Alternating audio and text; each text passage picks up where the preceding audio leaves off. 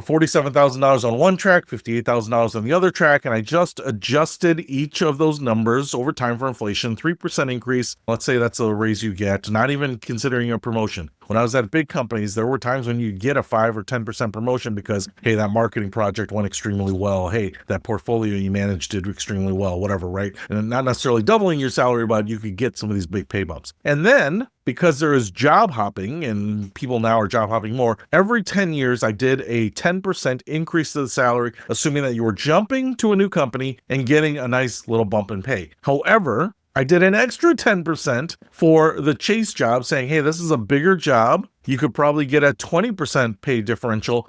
Basically, you would get that differential for jumping the job, but also a little kicker because they're assuming you're coming from a good company, going to another good company. And when you jump from that other good, prestigious company, so if you go from Chase to HSBC to Goldman Sachs to whatever, right? These are going to be names that people know. And so you're going to get a little bit extra kicker for that. And so I did that every 10 years up to the 31st year. And then I just let it play out saying, hey, your last 15 years are going to be at a company. This is the stark difference between it. So I added up all of the annual salaries for track one, that consulting. That became a lifetime earnings of $4.9 million. Again, these numbers aren't adjusted for inflation. But on the Chase track, it was $7.5 million.